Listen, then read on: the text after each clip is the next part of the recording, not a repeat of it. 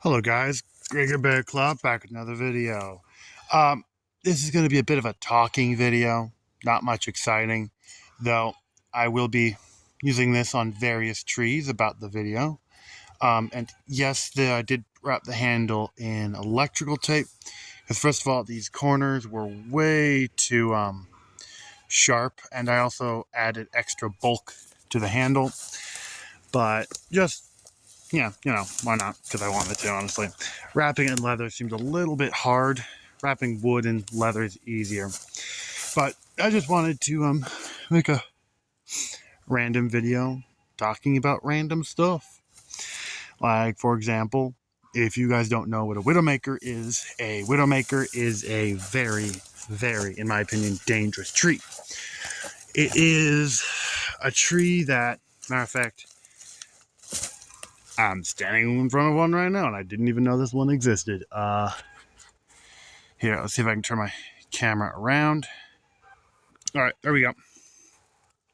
So this is not exactly what a widowmaker is, but if you see how this tree is going at a almost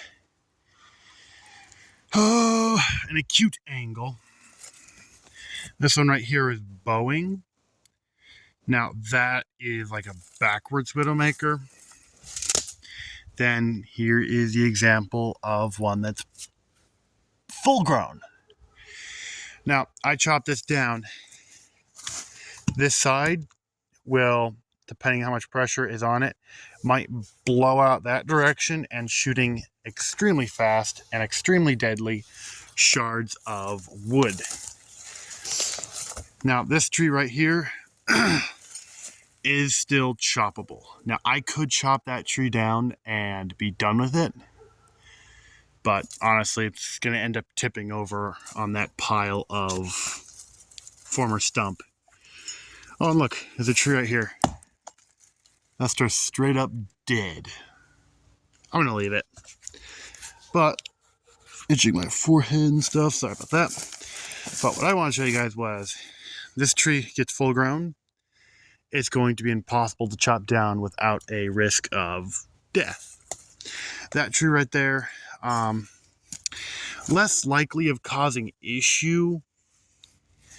So it's like, don't need to chop it down.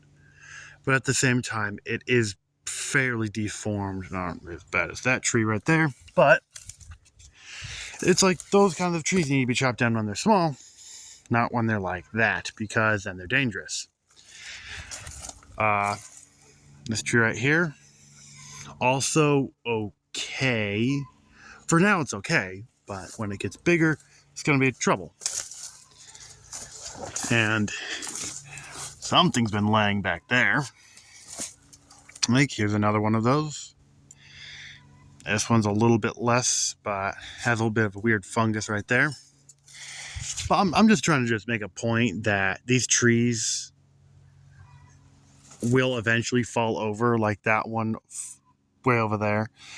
That tree right there should have fallen over, but it didn't. So I'm actually going to chop that down here, so because it's going to cause some danger.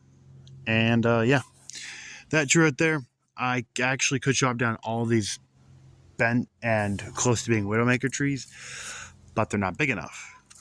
I would just basically be scrap wood at this point. But if I wait a couple years, it would turn up like this tree right here.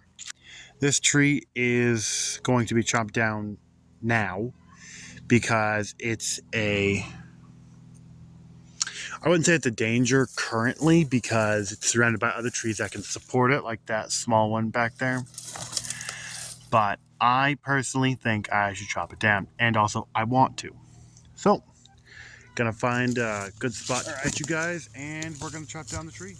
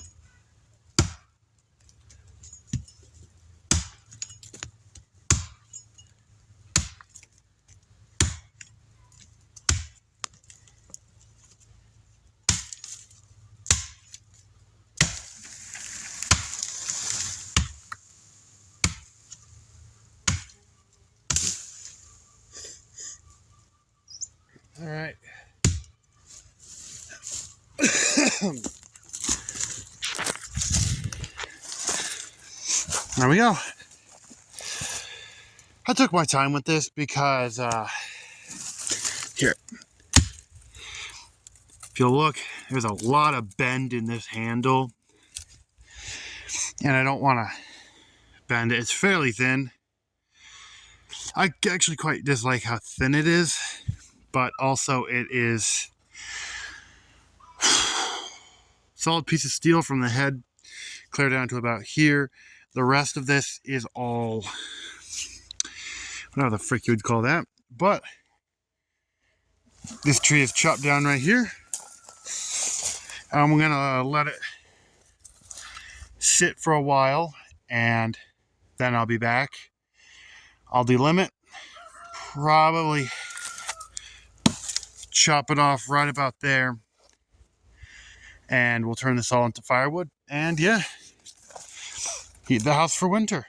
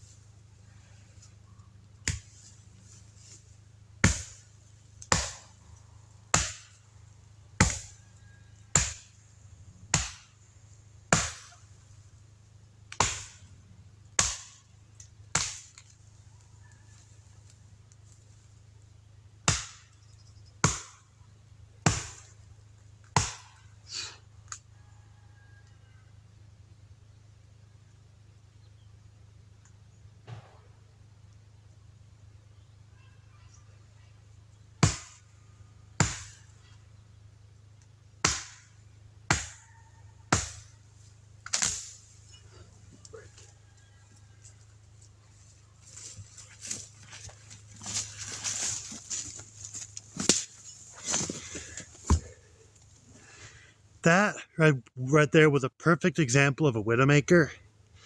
If you did not notice, that last about 15 swings, as I would come down, my axe bounced back up. That's because the tree, it twisted as it grew that direction. So the fibers were, as I was cutting them, they were springing and making my axe fly backwards. Very annoying and extremely painful.